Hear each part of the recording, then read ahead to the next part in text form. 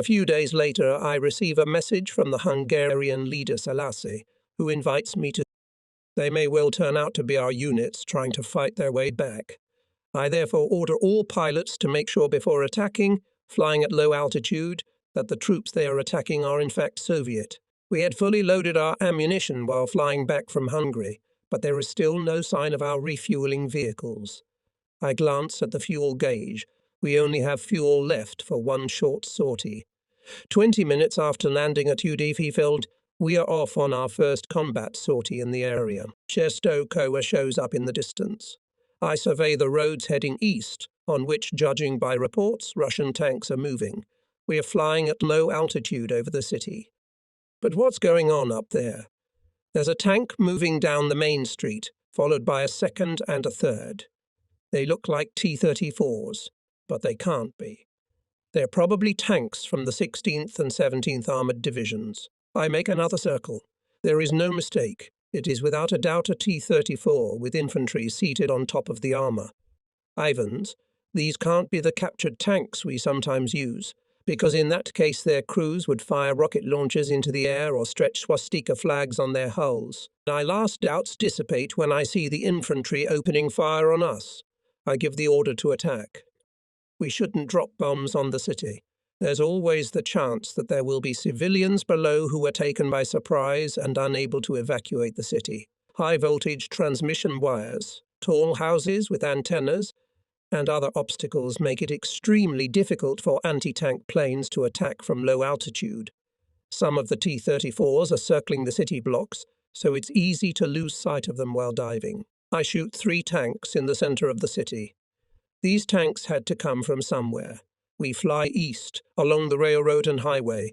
Just a few kilometers outside the city, the next group of tanks rolls ahead of a column of trucks with infantry, ammunition, and anti-aircraft guns. Here, in the open, we feel in our element and give the tanks an unpleasant surprise. Dusk comes and we return to base. 8 tanks are on fire, we are out of ammunition. We never took our task lightly, but we may have been inclined to treat tank hunting as a form of sport. Now, however, I feel that the whole thing has ceased to be a game. If I ever saw another tank after I ran out of ammunition, I would ram it with my airplane. I am seized with rage at the thought of this steppe horde, rolling through the heart of Europe. Will anyone be able to rid Europe of them again? Today they have powerful allies supplying them with materials and opening a second front. Will poetic justice one day bring terrible retribution? We fly from dawn to dusk regardless of casualties, disregarding the enemy and bad weather. We are on a crusade. We keep silent between missions and in the evenings. Everyone does his duty with clenched teeth, ready to give his life if necessary. Officers and soldiers realize that the life-affirming flow unites them in a spirit of camaraderie, regardless of rank and class. And so it has always been with us. Egite. On one of these days, the Reach Marshal summons me urgently to Karenhal. I'm absolutely forbidden to fly. It's an order from the Führer. I'm going crazy with excitement. To miss a whole day of flying and come to Berlin to learn about this situation. It's unbearable. I just won't do it. At this point, I feel that I am only responsible to myself. I call Berlin between flights with the intention of asking the Reichsmarschall to grant me a postponement until this crisis is over. Hoping for a concession from the Führer, I must be allowed to continue flying. I cannot just look on from the sidelines. The Reichsmarschall is not in attendance. I'm trying to contact the chief of the general staff. They're all in a meeting with the Führer and can't be reached. The matter is very urgent. I intend to pull all the levers before deliberately disobeying orders. As a last resort, the telephonist at the Führer's headquarters does not understand me and probably concludes that I want to connect with this or that general. When I repeat that I want to speak to the Führer personally, he asks me, "Your rank?" "Corporal," I reply. Someone on the other end of the line laughs, realizing the joke, and connects me. Oberst Vavenov picks up the phone. "I know what you want, but I beg you not to anger the Führer. Didn't the Reichsmarschall say anything to you?" I reply that that's why I'm calling and describe the gravity of the current situation. But it doesn't work. He advises me to personally come to Berlin and talk to the Reichsmarshal. He believes that there is a new assignment for me. I am so furious that I cannot speak and hang up the phone. There is a sepulchral silence in the room. Everyone knows that when I am furious, it is best to give me time to cool down in silence. Tomorrow we have to fly to Klein IT. I know this neighborhood well.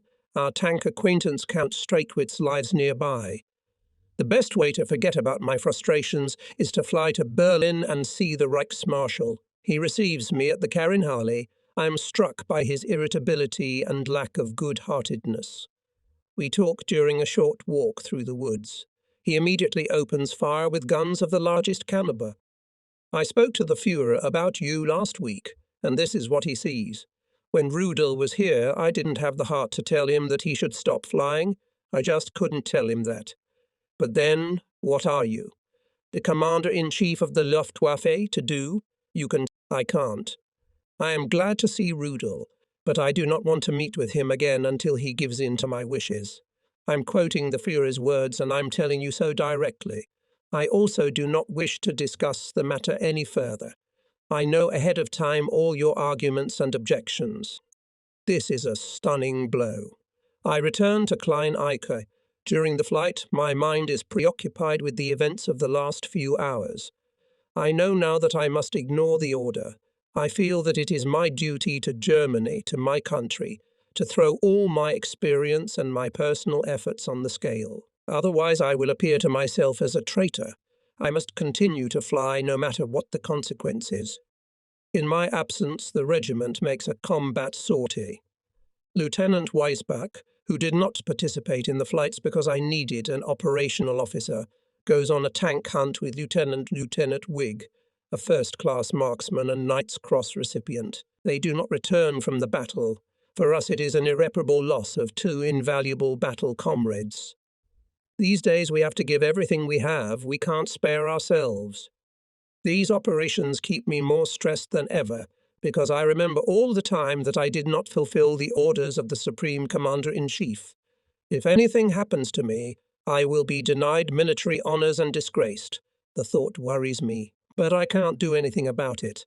I am in the air from morning until late afternoon.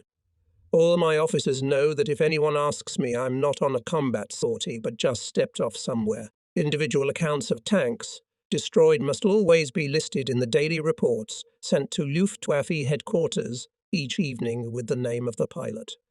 Since the no-flying order remains in style, the figure of tanks destroyed by me is no longer recorded on my personal account, but goes to the account of the whole regiment. Until now, the figures of tanks destroyed were only recorded in this category if two pilots attacked the same target. Then, in order to avoid double counting, the figure was recorded under the heading "It is impossible to specify the name of the pilot accurately." The victory is attributed to the entire unit. Later, we often had disputes with the command, which pointed out that before we could always specify the name of the pilot. Why suddenly so many tanks appeared in the column joint account? At first, we avoided the questions by saying that nowadays, when any one person notices a tank, we all dive on it at the same time, as everyone wants to strike. One day, during my sortie, a spy in the person of a Luftwaffe officer shows up to investigate and pulls everything out of my operations officer, promising that he won't tell anyone anything. In addition, one general catches me by surprise immediately after the flight at the airfield at Grotkow, to which we have just relocated. He doesn't believe my assurances that it was only a short test flight, but that, he says, doesn't matter because he didn't see anything. Nevertheless, I soon discover that the truth has reached the high command. One day, shortly after the general's visit, I am mentioned in a military communique as having destroyed 11 tanks, and at the same time I am summoned by telephone to Karinhalle. I fly there and meet a very cold reception. The first words of the Reichsmarschall: "The Führer knows that you continue to fly. I believe he learned about it from yesterday's communique. He has asked me to warn you to stop flying immediately and permanently. You must not force him to resort to disciplinary action for disobeying an order. He has no idea that this is the behavior of a man who has been awarded Germany's highest award for bravery. I suppose I may not add my own comments. I listen to him in silence. After briefly questioning me about the situation in Silesia, he lets me go and I return to the unit the same day. It is clear to me that I must keep flying if I am to maintain my composure during such a difficult time for my country. I must keep flying. ETT. We are hunting for tanks in the industrial area of Upper Silesia, where it is easier for the enemy to camouflage and harder for us to spot. Our attacking U-87s swirl between the chimneys of the industrial towns of Upper Silesia. In Kiefernstadtel we meet our artillery, which we have not seen before, and help them to eliminate the numerically superior forces of the Soviets and their T-34s. Gradually a new front is created on the Oder, to create a new front out of literally nothing. Only Field Marshal Schorner could do that. We often see him now when he visits our base to discuss with me the current situation, possible operations. Of particular value to him are the results of our intelligence. At this time it is reported that Squadron Leader Lau is missing with his gunner. He was hit by anti-aircraft guns, made an emergency landing near Gross-Wartenberg and captured by the Russians. After his attempt to land away from the Soviet troops failed, he had to land right in their midst. A front is gradually being established along the Oder River. I receive a telephone order to immediately relocate the regiment to the airfield Markisch-Friedland in Pomerania and the 2nd Squadron in Frankfurt. The situation here has become more dangerous than in Silesia. Dense snow is falling, which prevents us from flying in close formation. So we take off in threes and head for Markisch-Friedland via Frankfurt. Some of our planes land at intermediate airfields at Sagan and Sorau. The weather is disgusting. At Frankfurt they are already waiting for me to land. I must without delay call the old base at Grotkow. When I'm connected, I learn that shortly after my departure, Field Marshal Schorner came to see me and made a big fuss. Knocking his fist on the table, he asked who gave me the order to relocate. Lieutenant Niemann, my operations officer, told him that the order came from Luftwaffe headquarters. Luftwaffe headquarters. It's all a screen. I want to know who ordered Rudel to fly away. Call him to Frankfurt and order him to wait there. I'll raise the matter with the Führer himself. I insist that he stay here. Am I to hold the front with 1 infantry with rifles? I'll find out about all this on the phone. If I want to get to Markisch-Friedland before dark, I can't waste any more time. I call the Führer's headquarters to ask whether I should continue my flight or return to Silesia. In the first case, Field Marshal Schorner is to release my men held by him at Grotkow so that I will have a full complement of men and equipment when I arrive at the new location. My regiment is definitely transferred to the north, since the situation in this sector, of which Reichsführer SS Himmler has been appointed commander, is much more serious. I land at Markisch-Friedland with the first few planes in a heavy snowstorm, and in total darkness. The rest of the regiment should arrive tomorrow. The 2nd Squadron will stay in Frankfurt and will make combat sorties from there. After we find a place to sleep, I call Himmler in Ordensburg-Kressensee to report my arrival in the sector. He is glad that I am here and very pleased that I won the duel with Field Marshal Schorner. He asks me what I am going to do now. The time is 11 p.m., so I reply I'm going to bed, since I need to get up as early as possible tomorrow to get a general idea of the situation. But Himmler thinks otherwise. And I can't sleep, he says. I tell him that he doesn't need to fly tomorrow morning, and that when people fly non-stop, sleep is indispensable.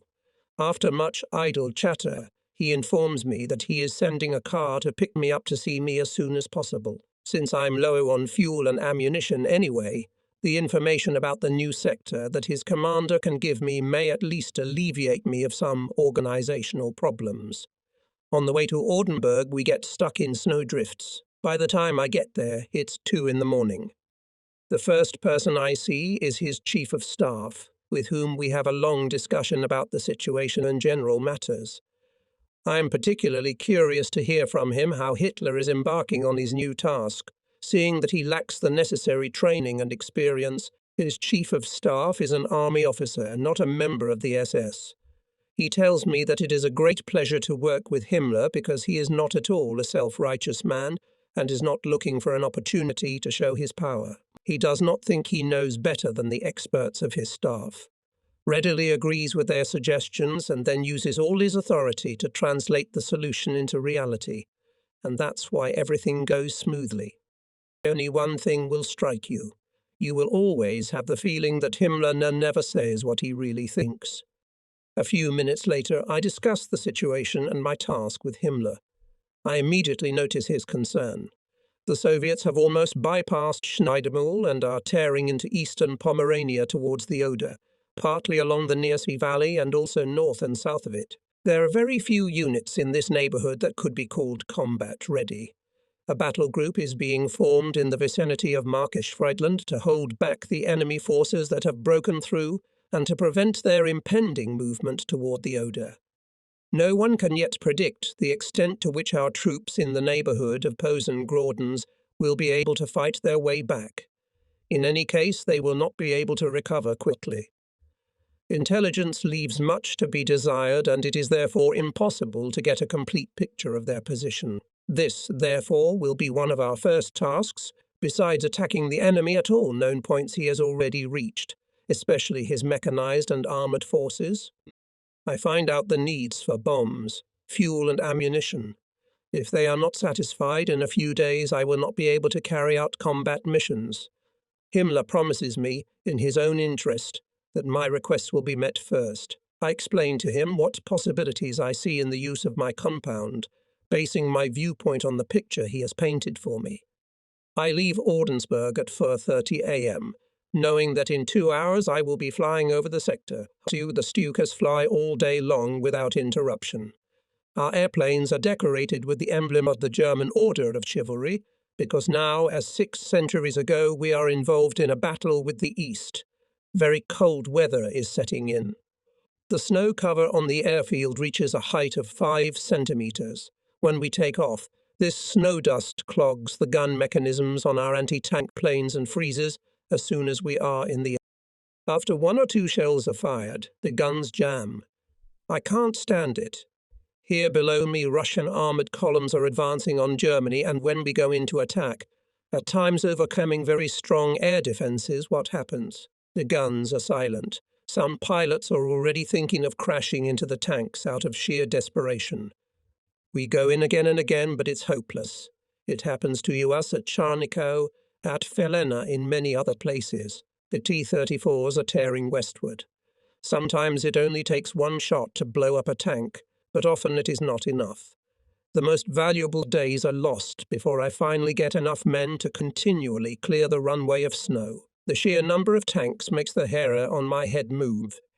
We fly to all sides of the world. If the daylight hours were 3 times as long, it was still too little.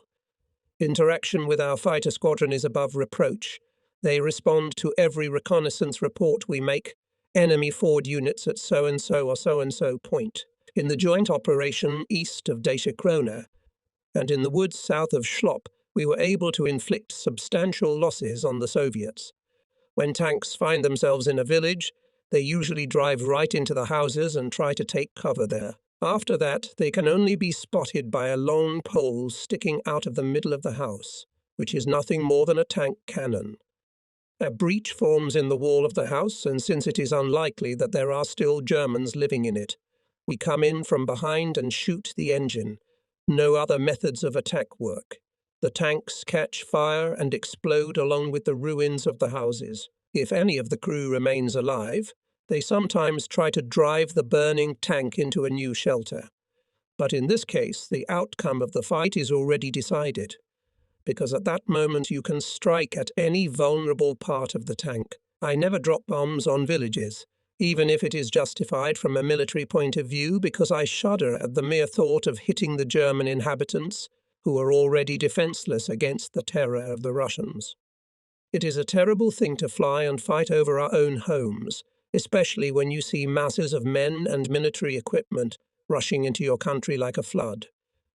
We are now playing the role of a dam, a small obstacle, but unable to stem the tide. Germany, all of Europe is now at stake in this devil's game.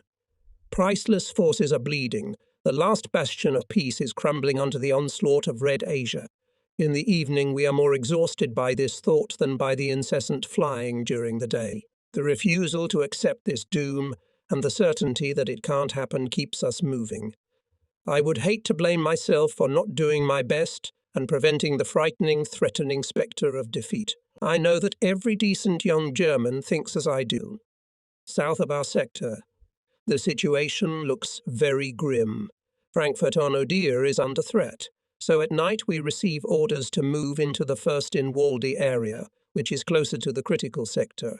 A few hours later we fly into the operational area of Frankfurt-Küstrin. The wedges of the Soviet offensive have reached the Oder on the outskirts of Frankfurt. Farther north, Küstrin is surrounded and the enemy, wasting no time, seizes a bridgehead at Göritz-Reitwien on the west bank of the frozen river. One day, like the Prussian cavalry general Zieten 300 years ago, we take part in a battle east of Frankfurt on the site of a historic battle. Here a small German force is surrounded by Soviet tanks. We attack them and those tanks that didn't catch fire are trying to get away across open ground.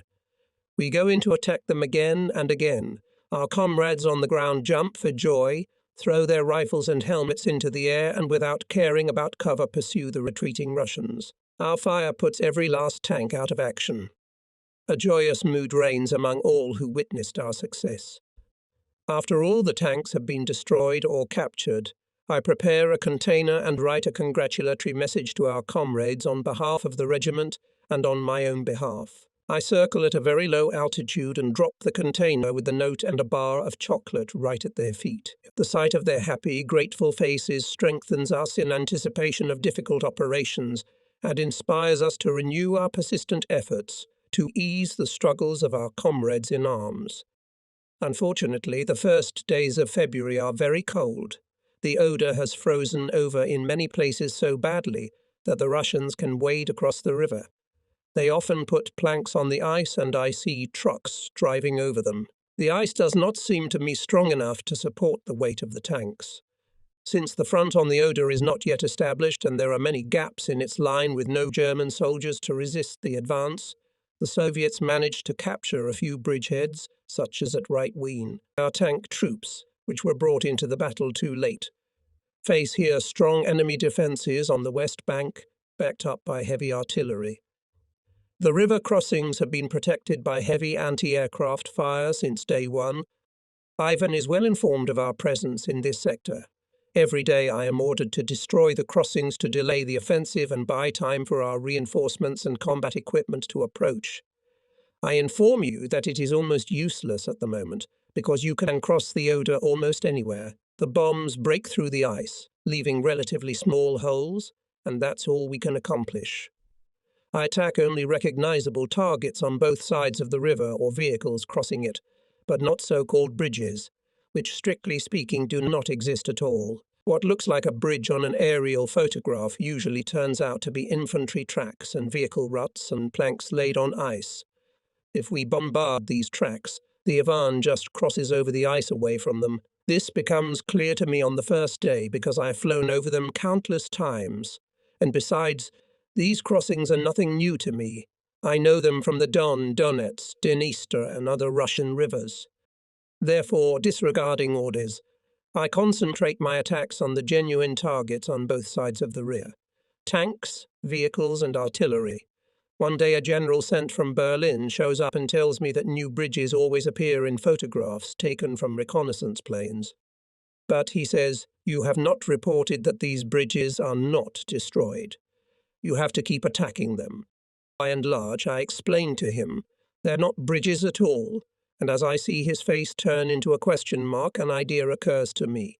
I tell him that I was just about to take to the air and invite him to fly with me, and I promise him that I will provide practical proof of it. He hesitates for a moment. Then, seeing the curious looks of my young officers, who heard my proposal with some glee, he agrees. I give the unit orders to attack the bridgehead, and myself approach the target at extremely low altitude and fly from Schwedt to Frankfurt. In some places we encounter respectable anti-aircraft fire, and the general soon recognizes that these bridges are in fact tracks. He has seen enough. After landing, he is very pleased that he was able to see for himself and makes a report accordingly. We are relieved of our daily duty to attack these bridges. One evening, Minister Speer brings me a new assignment from the Führer. I am to draw up a plan for its fulfillment. He tells me briefly. The Führer is planning attacks on the hydroelectric dams that supply power to the war industry in the Urals. He expects that the production of enemy armaments, and especially tanks, will be halted for a year. This year will give us a chance to take advantage of the respite. You are to organize this operation, but in no case should you fly yourself. The Führer repeated this several times. I drew the minister's attention to the fact that there were more suitable candidates for the task, namely, from the Long-Range Air Command, who were familiar with such things as astronomical navigation, etc. Much better than I, who had received training in dive bombing and therefore had a completely different knowledge and experience. Moreover, if I am to set a task for the crews and remain in a normal condition afterwards, I must get permission to fly myself. The Führer wants you to be the one in charge of this operation, Speer objects. I ask a few crucial technical questions relating to the type of aircraft and bombs with which this operation is to be carried out. If it is to be done as quickly as possible, only the Heinkel 177 can be seriously considered, although it is not entirely clear whether it will be suitable for this purpose. From my point of view, the only bomb for such a purpose is something like a torpedo, but it has yet to be tested in action. I refuse his suggestion to use ton bombs. I am sure that no success can be achieved with them. I show the minister photographs taken in the northern sector of the Eastern Front, when I dropped 2-ton bombs on the concrete supports of a bridge over the Neva, and it did not collapse. This problem, therefore, must be solved, as must the question of my participation in this mission. These are my conditions, if the Führer insists that I take on this task. He already knows my objections concerning the fact that my experience belongs to a completely different field. I receive a dossier with photographs of the factories and study them with interest. I see that a large part of them is underground, and they are practically invulnerable from the air. The photographs, which were taken during the war, show the dam itself, the hydroelectric plant and some factory buildings. How are these photographs taken? I think back to my time in the Crimea and put 2 and 2 together. When we were stationed at Sarabais and kept ourselves in shape by weight, lifting and throwing discs after sorties. A plane painted black would often land at the airfield and very mysterious passengers would get off of it. One day a crew member told me in confidence what was going on. This plane brought Russian priests from the freedom-loving states of the Caucasus who had volunteered to perform important missions for the German command, dressed in cassocks and with their beards fluttering through the air. They each carried a small bag on their chests with either a camera or explosives, depending on their assignment. These priests saw the German victory as the only chance to regain their independence, and with it, freedom for their religion. They were fanatical enemies of the Bolshevik world, and therefore our allies, with white beards and noble facial features, as if carved from wood. From the depths of Russia they delivered pictures, spent months on the road and returned after completing their assignment. If one of them disappeared, he most likely gave his life for freedom or as a result of a failed parachute jump, caught while on assignment or on his way back behind the front lines. I was impressed by my interlocutor's account of how these holy men jumped into the night without hesitation, strengthened by faith in their great mission. At that time we were fighting in the Caucasus, and they were dropped by parachute over mountain valleys where their relatives lived, with the help of whom they intended to organize resistance and commit acts of sabotage. All this came to my mind as I pondered where the photographs of these factories had come from. After a few general remarks on the general course of the war, in which Speer expressed his complete confidence in the Führer, he left early in the morning, promising to send me new details concerning the Ural plans. But it never came to that, because the events of February 9 made my participation in this operation impossible. Thus, the task of developing the plan was entrusted to someone else. But then, in the fever of events of the end of the war, this plan lost its practical significance. Early in the morning of February 9, the telephone call is heard in the headquarters. From Frankfurt reported that last night the Russians have made a crossing of the Oder near the village of Liebes, north of the city, and with the support of tanks hold a bridgehead on the west bank of the river. The situation is more than critical. There are no infantry nearby to attack them, and there is no way to get heavy artillery there that could stop the enemy. Thus, there is nothing to keep the Soviet tanks from starting a march on the capital, or at least cutting the Frankfurt-Berlin railroad and highway, which are vital to supplying the front on the Oder. We are flying there to find out how fair this report is. From afar, I can already see the pontoon bridge, and long before we approach it, anti-aircraft guns open fire on us. The Russians have prepared something of an appetizer for us. One of my squadrons is attacking a bridge laid right across the ice. We don't have much hope of accomplishing anything substantial. As we know from experience, the Ivans have so much construction material that they can rebuild the bridge almost instantly. I fly low overhead with the anti-tank planes and look for tanks on the west bank of the river. I can make out their tracks, but I can't see the steel monsters themselves. Or were those the tracks of artillery tractors? I go even lower to be absolutely sure, and see the tanks well camouflaged in the folds of the river valley on the northern edge of the village of Liebes. There are probably 12 or 15 of them here. Something hits the wing, a hit from a light anti-aircraft gun. I keep low. Anti-aircraft guns are firing from everywhere. The river crossing is defended by about 6 or 8 anti-aircraft batteries. The anti-aircraft gunners seem to have been playing these games for a long time and have gained a lot of experience in fighting Stukas. They do not use tracers. We do not see the threads with strung red beads stretching toward us. We realize that they opened fire only when the plane suddenly shuddered from the impact.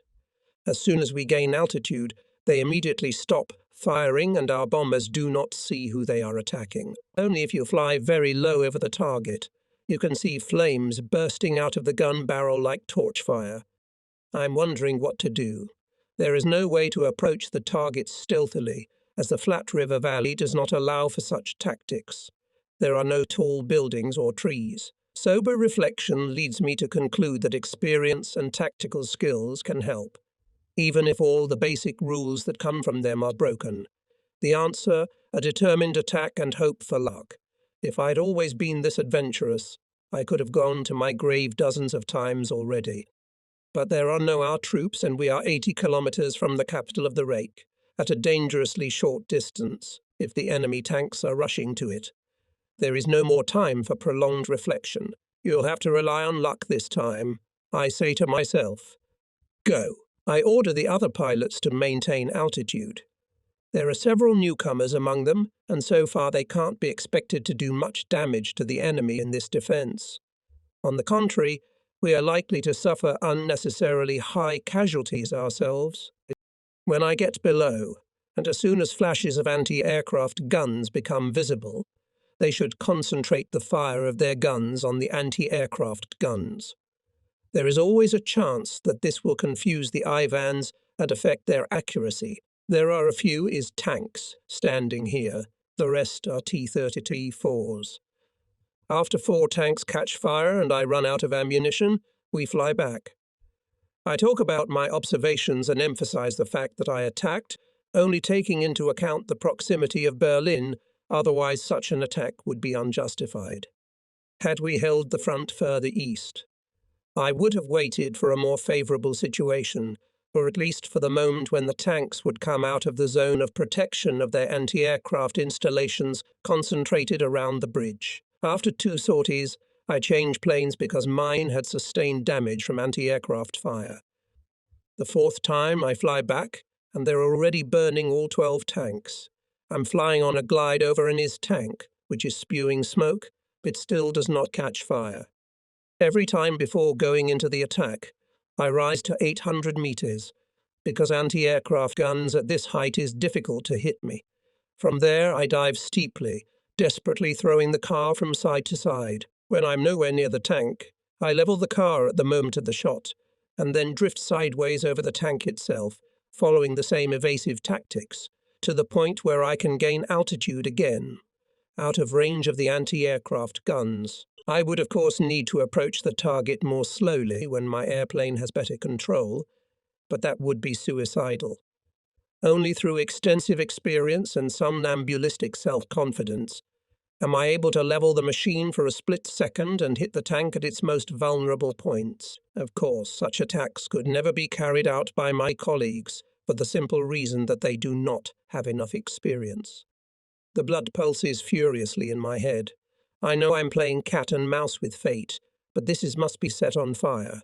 Once again to an altitude of 800 meters and down to the 60-ton Leviathan. It still won't catch fire. I'm choking with rage. It must burn, and it will. The red light on the panel board is blinking, and then there's this. One of the guns has a jammed breech, the other has only one shell left in it. I'm climbing up again. Isn't it crazy to risk everything for one shot? For once, my Ju-87 takes much longer than usual to gain altitude at 800 meters, as I now begin to weigh the pros and cons. One of my eyes says if that 13th tank still hasn't caught fire, don't imagine you can get your way with one shell. Fly home and replenish your ammunition, you can always find it later. To this my other self replies with fervour, perhaps there is only one shell missing to prevent this tank from rolling freely across Germany. Roll on Germany. That sounds like melodrama. A lot more Russian tanks will roll across Germany if you fail badly at your job, and you're about to fail. Don't be under any illusions. Only a madman would stoop so low for one shot. It's pure madness. Now you're going to say you couldn't do anything just because it was the 13th tank. What nonsense. All that superstition. You only have one shell left, so drop this indecision and get to work. And here I am already going down from a height of 800 meters. Concentrate on the flight, throw the plane from side to side. Here again the guns are spitting fire at me. Now I'm leveling off. Fire. The tank bursts into flames. With glee in my heart, I fly over the burning tank. I go up in a spiral, the engine crackles, and suddenly my leg is pierced by a red-hot steel blade. My eyes go black, my breath catches, but I must keep flying. I mustn't lose consciousness. Clench your teeth, you must overcome your weakness. Spasms of pain roll throughout my body. Honest, my leg is blown off. No, if it came off, you couldn't talk. Our left wing is on fire. You need to get down. We've been hit by 2 Fortim anti-aircraft shells. A frightening darkness envelops my eyes. I can't see anything else. Tell me where to land. Then get me out faster so I don't get burned alive. I can't see anything else, piloting, obeying one instinct. I vaguely recall starting each attack from south to north and then turning left. Thus I must be flying west, toward home. It goes on like this for several minutes. I don't understand why the wing still hasn't fallen off yet. I'm actually flying northwest, almost parallel to the Russian front. On your own. Shouts Gaderman over the intercom, and I feel myself slowly sinking into some kind of fog. A pleasant oblivion. Handle on yourself, shouts Gaderman again. What was that, trees or telephone wires? I feel nothing and pull the handle towards me only because that's what Gaderman is shouting. If only this burning pain in my leg would stop, and this flight. If only I could let myself sink into this strange grey world and into the distance that beckons me. Pull. Once again, I automatically pull on the handle. But now, for a moment, Gaderman really wakes me up. I suddenly realize I have to do something. What's down there? It's bad? A rut. But I have to go down, or else this dangerous apathy will come over me again, and I lose control of my body. I push down on the left pedal and scream in agony, but I've been hit in the right leg, haven't I? I lift the nose of the airplane up. Just so we don't parachute. The airplane is on fire. There's a thud and the plane glides for a few more moments. Now I can rest, slide into the grey distance. Wonderful. Crazy pain jerks me back to consciousness. Is someone dragging me? The ground here is so uneven. It's all over. I'm finally in the arms of silence. Ecstasy. I come to, everything around me is white. Attentive faces. A pungent odour. I'm lying on an operating table. Suddenly panic grips. Where is my leg? It's gone. Surgeon nods. Down the mountain on brand new skis, diving, athletics, pole vaulting. What does it all mean to me now? How many friends have been hurt more seriously? Remember, one in the hospital in Dnipropetrovsk. His face and both arms were torn off by a mine explosion. The loss of a leg, of an arm, of a head, none of that matters. If only the victim could have saved the motherland from mortal danger. It's not a catastrophe. The only catastrophe is that I won't be able to fly for weeks, and this in such a critical situation. These thoughts rush through my brain for a second, and the surgeon says to me softly, there was nothing I could do. Other than a few scraps of flesh and fibers, there was nothing there, so the leg had to be amputated. If there was nothing else there, I think to myself with grim humour, what was he able to amputate? Well, surely it's normal for him, commonplace. But why is the other leg in a cast? He asks in amazement. Since last November. Where am I? In the main field hospital of the SS troops in Silesia. Oh, in Silesia. That's 7 kilometers from the front line. So I was obviously flying northwest, not west. You were brought here by the SS, and one of our medical officers performed the operation. You have another wounded man on your conscience, he adds with a smile. Did I bite the surgeon? Well, you didn't get to that, he says, shaking his head. No, you didn't bite him, but Lieutenant Corral tried to land on the Storch near where you made your emergency landing, but it must have been too difficult. His plane's parachuted, and now his head is bandaged. Good old Corral. It seems that even though I was flying unconscious, I had a few guardian angels. Meanwhile, the Reich Marshal has sent his personal doctor with instructions to take me immediately to the hospital, which is housed in a bomb-proof bunker on the grounds of Zoo, Berlin Zoo. But the surgeon who operated on me doesn't want to hear about it because I've lost too much blood. Tomorrow everything will be all right. The Reichsmarshal's doctor tells me that Goering immediately reported the incident to the Führer. Hitler, he said, was very pleased that I got off relatively lightly. Of course, if the chickens want to be smarter than the hen, he said, as I was relayed, among other things. I was relieved that he didn't mention that he had forbidden me to fly, I suppose in view of the desperate fighting and general situation of the last few weeks. My participation in the fighting was taken for granted. NTT. The next day I was transferred to the Sioux bunker, which also serves as a platform for the heaviest anti-aircraft guns involved in the capital's defense against raids against the civilian population. On the second day, a phone appears on the nightstand by my bed. I have to contact my unit about combat operations, general situation, etc. I know I won't be in bed for long and I don't want to lose my post, so I'm concerned about staying informed and involved in unit affairs, even if only by phone. The doctors and nurses who have shown me touching care are, at least in this regard, not very happy with their new patient. They keep saying something about rest. Almost every day I am visited by colleagues from the unit or other friends. Some of them just people who introduce themselves as my friends to make their way to my room. When they are pretty girls, they open their eyes wide and raise their eyebrows questioningly when they see my wife sitting by the bedside. They have already started talking to me about a prosthesis, although they don't know the extent of my recovery yet. I am impatient and want to get up as soon as possible. A little while later I am visited by a prosthesis maker. I ask him to make me a temporary prosthesis with which I can fly, even though the stump has not yet healed. Several first-class firms refuse on the grounds that it is too early. One craftsman accepts the order, but only as an experiment. He goes at it so vigorously that I get dizzy. He applies the plaster all the way up to the groin without lubricating the surface or adjusting the protective cap. After allowing the plaster to dry, he advises succinctly, "Think of something pleasant." At the same moment, he pulls with all his might on the cast, to which my hair is stuck, and rips it out by the roots. The pain makes me feel like the end of the world. This guy is clearly in the wrong profession. He should be shoeing horses. Meanwhile, my 3rd Squadron and regimental headquarters have moved to Gorlitz, the same town where I went to school. My parents' home is quite close by.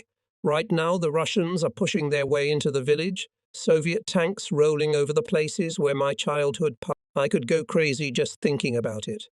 My family, like millions of others, have long since become refugees, unable to save anything but their lives.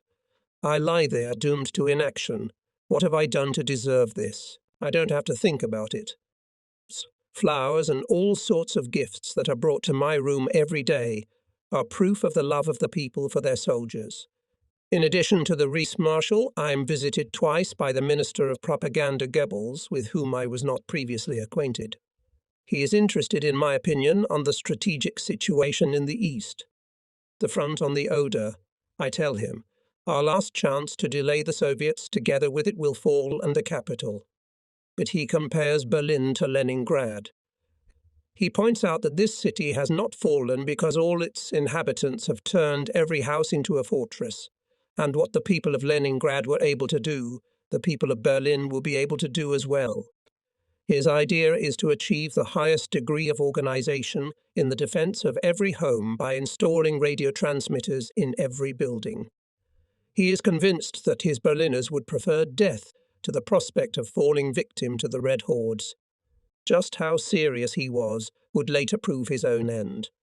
From the military point of view, I see it differently, I replied. Once the battle for Berlin begins after the fall of the front on the Oder, I believe it will be absolutely impossible to hold the city.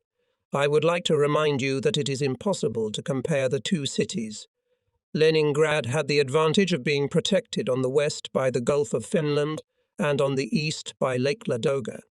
To the north of it, there was only one weak Finnish front. The only chance to capture it was an attack from the south.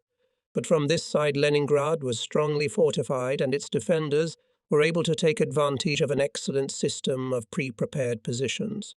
In addition, the city was never completely cut off from the supply line. Cargo boats could cross Lake Ladoga in summer, and in winter the Russians had laid a railroad line across the ice and were able to supply the city from the north. My arguments can't change his mind. After 2 weeks, I can already get up for a short time and enjoy the fresh air. During air raids, I am on the roof of the concrete Sioux Tower where the anti-aircraft guns are mounted, and I can see from below what is probably so unpleasant to those in the air. I am not bored. Fridolin brings me papers that require my signature. Sometimes he is accompanied by my colleagues. Field Marshal Grimm, Skorzeny, or Hannah Riachi drop in to chat with me for an hour. Some event is always going on. I am only tormented by the fact that I am apart from them. When I got to the zoo bunker, I vowed that I would be back on my feet in 6 weeks at the latest and flying. The doctors know that their injunctions are useless and can only make me angry. At the beginning of March, I go out for a walk in the fresh air for the first time, on crutches. During my convalescence, I am invited to my home by one of the nurses, and here I am, the guest of the Minister of Foreign Affairs. A real soldier rarely makes a good diplomat, and this meeting with von Ribbentrop is quite intriguing. It is an opportunity for conversations that shed light on the other side of a war fought without the use of arms. He wants to know my opinion of the forces opposing each other on the Eastern Front and of our military potential at the moment. I tell him that we on the front hope he is doing something through diplomatic channels to loosen the dead grip with which both sides are clutching. Can't we demonstrate to the Western powers that Bolshevism is their greatest enemy, and that after the final victory over Germany it will pose the same threat to them as to us, and that they alone cannot get rid of it? He takes my remarks as a mild personal reproach. No doubt I am only repeating what he has already heard many times from others. He immediately explains to me that he has already made a number of attempts which have ended in failure, because each time a new retreat on one or the other section of the front, soon after he had begun negotiations, encouraged the enemy to continue the war and leave the negotiating table. He mentions these instances and says reproachfully that the treaties he concluded before the war, among others with England and Russia, were no small achievement, if not a triumph. But no one remembers them any more. Today people see only the negative aspects for which he is not responsible. Naturally, even now the negotiations are still going on, but with the situation as it is, the chances of the success he still hopes for look problematic. This glimpse behind the diplomatic scene satisfies my curiosity, and I am not eager to learn anything more. XET. In mid-March, in the spring sunshine, I take my first walk around the zoo, accompanied by my nurse, and during my first excursion a small accident happens to me. We, like many others, are fascinated by the caged monkeys. I am taken by a particularly large monkey sitting lazily with a completely indifferent look on a bitch, from which its long tail hangs. Of course, I can't help but do something I shouldn't, and stick my crutch through the bars with the intention of tickling its tail. No sooner do I touch the tail than the monkey suddenly grabs my crutches and tries with all his might to drag me into the cage. I hop up on one foot to the bars themselves, but of course the beast can't drag me through them. Edelgard's sister grabs hold of me and together we pull the crutches toward me. Man versus AP, her paws begin to slide over the smooth surface of the crutch and reach the rubber cap at the very end that keeps the crutches from digging deeply into the ground or slipping when walking. The rubber cap piques her curiosity. The monkey sniffs it, swipes it off the crutch and swallows it with a wide grin. At the same moment, I am able to pull the crutch out of the cage and at least partially win this fight. A few seconds later, the howl of sirens warning of an air raid is heard. The fast walking on the sandy paths of Sioux makes me sweat, because without rubber caps my crutches sink deeply into the sand. Everyone around me is hurrying and hustling. I can hardly use their help and continue to waddle, limping badly. It's slow work. We barely make it to the bunker before the first bombs start falling. Easter is coming. I want to get back to the unit before it comes. My regiment is now based near Grossenheim in Saxony. The 1st Squadron has flown again from Hungary to the Vienna area and is still on the southeastern front. Gademan is at Brunswick the whole time I am away, so that he can attend to the treatment of the sick in the meantime.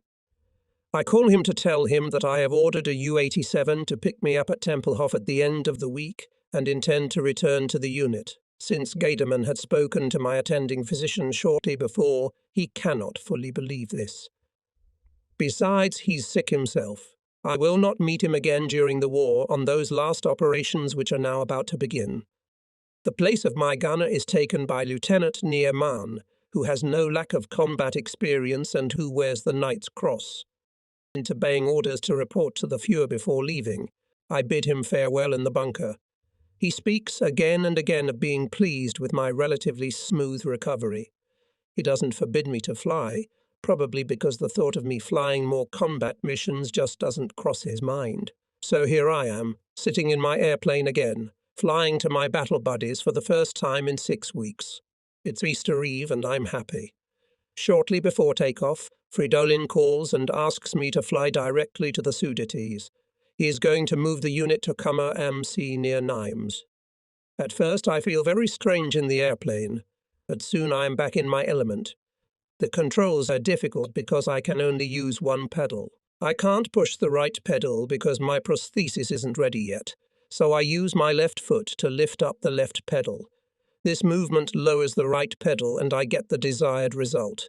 My stump is in a cast and stretched out onto the dashboard with no risk of hitting anything. An hour and a half later I land at the new airfield at Kummer. The regiment arrived here an hour ahead of me. Our airfield is situated in a magnificent location, between 2 spurs of the Sudeten Mountains, and is surrounded by forests on all sides. Nearby is the picturesque karst Lake Kummer. Until the cantonment problem is solved, we sleep in air. In the Sudetes there is still an atmosphere of complete peace and tranquility. The enemy is behind the mountains, and this front is held by troops under Field Marshal Skorner, so this unperturbed calm is not so absurd. At 11 o'clock, we hear the high voices of a children's choir singing Gott grüß. The local school, led by the hostess, greets us with a serenade. This singing is something new to us veterans. It touches strings that now, at this stage of the war, we will soon have to forget. We listen spellbound. each of us immersed in our own thoughts. We feel that these children believe in our ability to repel the impending danger, with all its attendant horrors.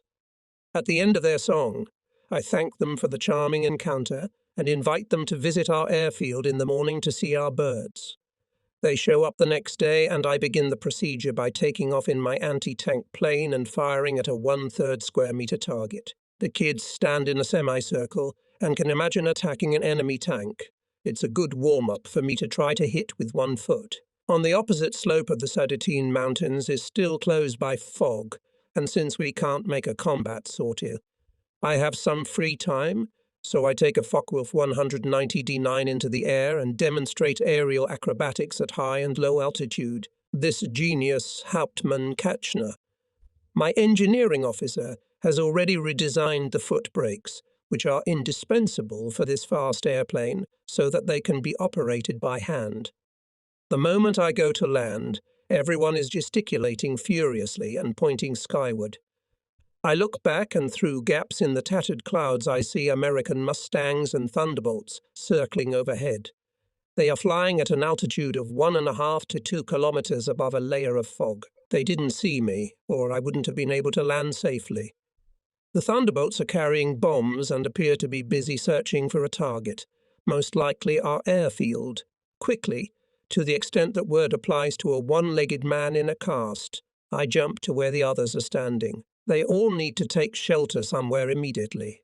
I push the kids into the cellar, where at least they won't get hit by debris.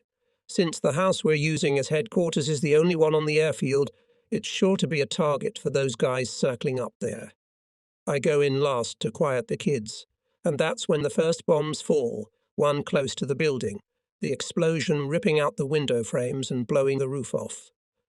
Our air defense is too weak to repel this raid, but it proves to be enough to prevent attacks from low altitude. Fortunately, none of the children were hurt.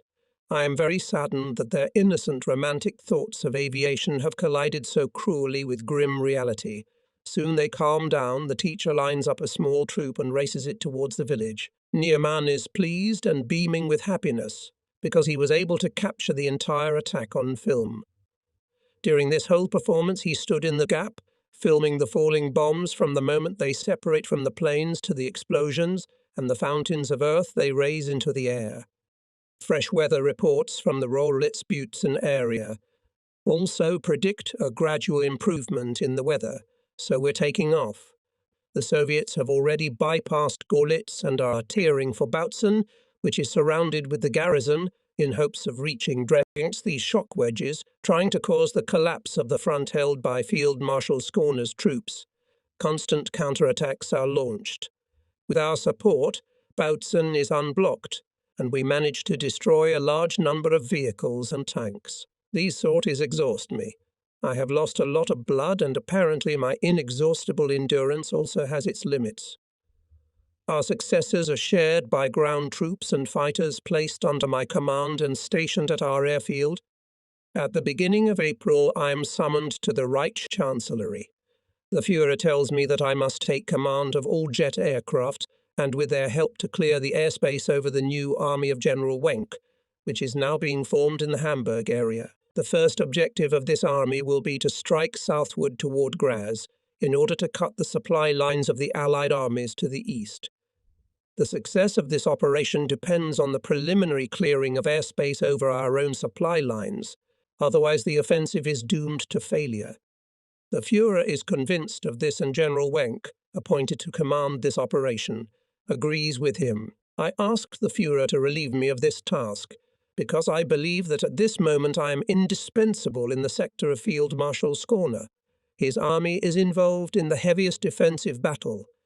I ask him to appoint to this post someone closer to him. I point out that my experience is limited to dive bombing and fighting tanks, and that I've always followed one principle: never gave orders if I could not carry them out myself.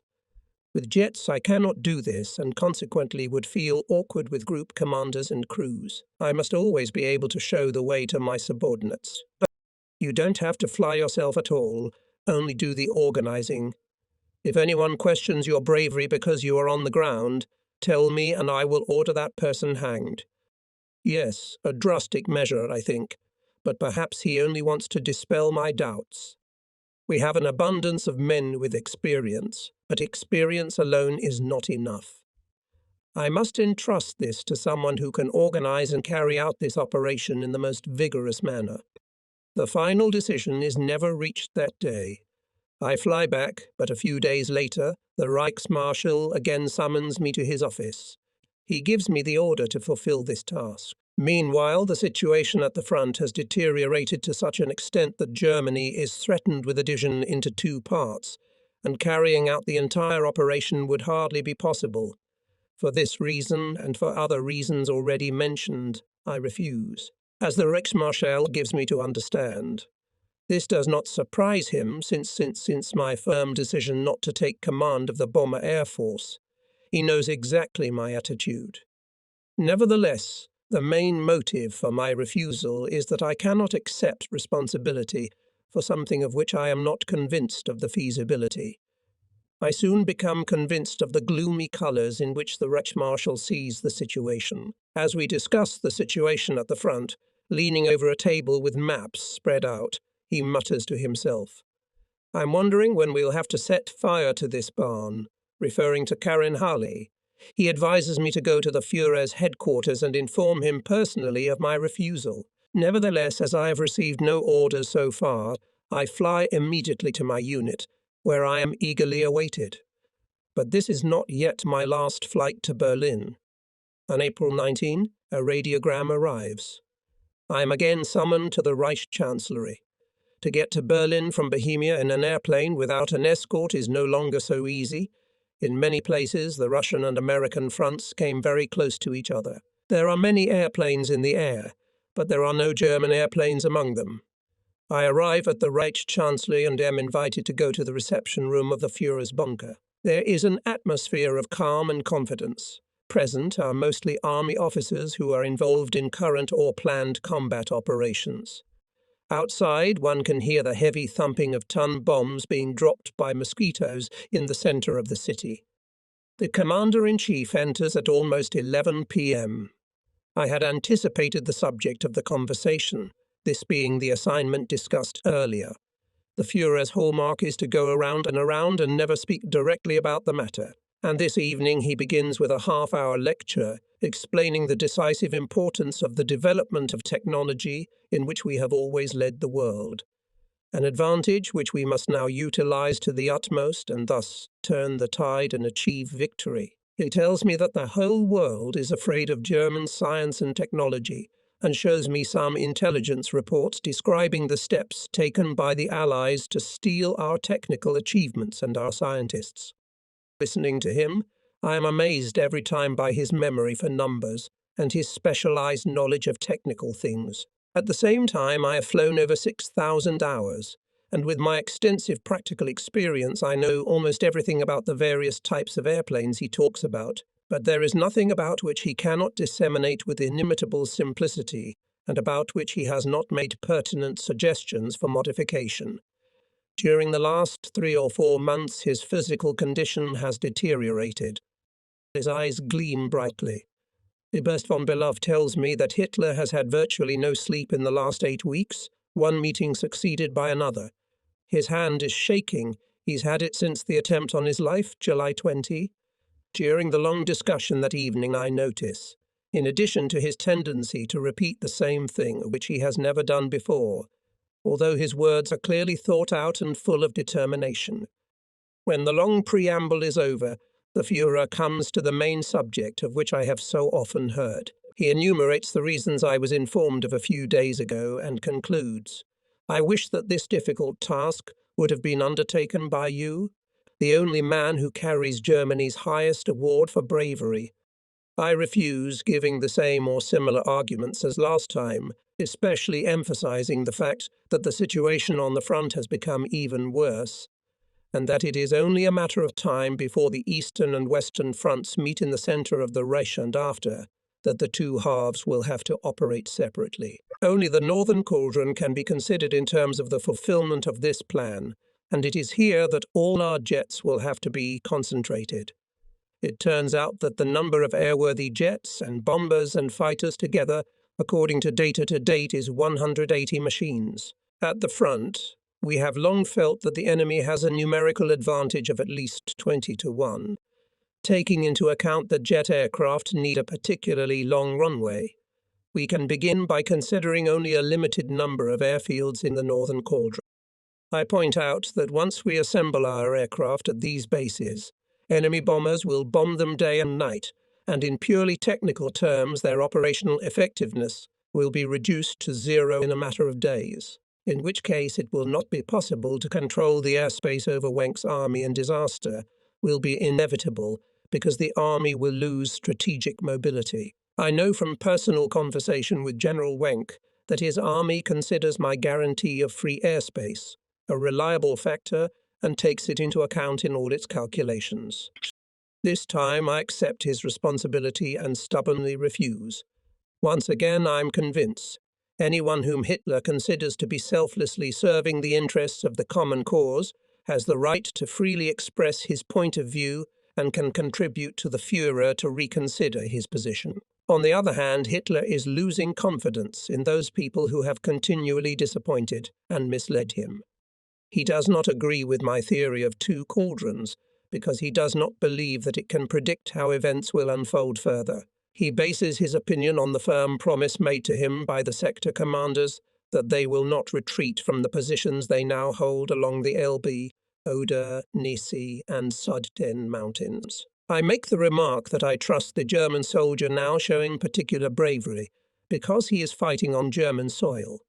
But if the Russians gather all their forces for a concentrated attack at one key point, they will be able to make a gap in our positions, and then the two fronts will join. I am reminded of the cases on the Eastern Front in past years, when the Russians threw tank after tank into the battle, and if 3 armoured divisions could not reach their objectives, they threw 10 more, capturing positions on our depleted Russian front at the cost of huge losses in men and equipment. Nothing could stop them. The question, therefore, was whether or not they would exhaust their colossal manpower reserves before Germany was forced to her knees. This did not happen because the aid received from the West was so great. From a purely military point of view, every time we ceded our position in Russia and the Soviets suffered heavy losses, it was a defensive victory. But even though the enemy mocked these victories, we knew they were real victories. But this time a victorious retreat would be futile, as the Russians would find themselves only a few kilometers from the Western Front. The Western Allies had laid on themselves the unfortunate responsibility, but perhaps for centuries to come, of weakening Germany, only to give additional strength to Russia. At the end of our conversation, I say these words to the Führer. From my point of view, at this moment the war cannot be ended by victory on both fronts, but it is still possible to win on one front if we can conclude an armistice on the other. A tired smile slid across his face. It's easy for you to say that. Since 1943 I have endeavoured ceaselessly to make peace, but the Allies were unwilling to do so. From the very beginning of the war they demanded that I surrender unconditionally. My personal fate is naturally of no importance, but every man in his right mind sees that I cannot elect unconditional surrender for the German people. Negotiations are going on even now, but I have abandoned all hope of their successful conclusion. Consequently, we must do everything to overcome this crisis so that the weapon can still bring us victory. After exchanging views on the situation of Skorner's army, he tells me that he intends to wait a few days to see whether the general situation develops as he had foreseen, or whether my fears will prove justified. In the former case, he will summon me to Berlin to accept the appointment at last. At 1 o'clock in the morning, I leave the Führer's bunker. The first visitors are already waiting in the reception room for their turn to congratulate him on his birthday. Early in the morning, I return to Kammer at low altitude to avoid the American Mustangs and Thunderbolts, which soon show themselves in the air and begin circling high above. Being in the air, wondering all the time did they notice me or not, an activity that keeps me more stressed than a combat sortie. No wonder Neerman and I are literally sweating from the exertion. We are glad when we finally land at our base. The slight decrease in pressure on our positions west of Görlitz is due to our daytime operations, during which we were able to inflict heavy losses on the Russians. One evening after combat sorties, I drive to Gorlitz, my hometown, which has been caught up in the battle zone. Here I meet many friends from my youth. They are all busy with business. Not the least among their duties is participation in the Volkssturm. It's a strange return. We don't express the thoughts that are on everyone's mind. We each have our own load of problems, sorrow and bereavement. But at this moment we see only the threat from the east in front of us. Women are doing the work of men, digging tank traps and putting aside shovels just to feed hungry children. Old men have forgotten their age and work until sweat begins to drip from their brows. A grim determination is written on the faces of the girls. They know what the red hordes tearing westward have in store for them. The men are fighting to survive. If only the nations of the West could see with their own eyes what is happening in these momentous days and realize their significance, they would soon abandon their flippant attitude towards Bolshevism. Only the 2nd Squadron stands at Kama. The regimental headquarters is housed at Nimes School, and some of us are living in the homes of the locals, the great majority of whom are Germans. They do their best to fulfill our every wish. Getting to the airfield is not always easy. Someone from the passengers of each car is always watching the sky to warn of enemy planes. Russian and American planes roar at low altitude all day long, often engaging each other. When we get in the air, we often find the AMS waiting to ambush us on one side and the Russians on the other. Our old U-87s crawl like snails compared to the enemy planes, and when we get close to the target, our nerves are already strained to the breaking point by the constant air battles. If we attack, the air is buzzing with swarms of enemies. If we go home, we again have to work our way through a ring of enemy planes before we can land. Our anti-aircraft guns covering the airfield have to literally clear a path for us to approach. American fighter planes do not attack us if they see us heading toward the front line and engage in aerial combat with the Ivans. We usually take off from Kama airfield early in the morning with a force of 4 or 5 anti-tank planes. We are accompanied by 12 or 14 Fe-190 fighters, carrying bombs and at the same time playing the role of escort. The enemy is waiting for our appearance to pounce with a far superior force. Very rarely, if we have fuel reserves, we are able to conduct combined operations with all units under my command. But even then the enemy outnumbers us 5 to 1. It's true, our daily bread is earned with sweat and tears. NT2. On April 25, I receive another radiogram from the Führer's headquarters, sent apparently in complete confusion. Practically nothing can be made out, but I guess that I am again summoned to Berlin. I call Luftwaffe headquarters and report that I have been summoned to Berlin and ask permission to fly there. The Commodore refuses to give his consent. According to the Army Bulletin, the fighting is going on around Tempelhof Airfield, and he does not know if there is any airfield left that has not yet been captured by the enemy. He say, "If you are shot down over Russian-occupied territory, I will have my head cut off for letting you fly." He says he will try to contact Colonel von Beloff by radio and request his exact message and exactly where I can land, if I can still do so.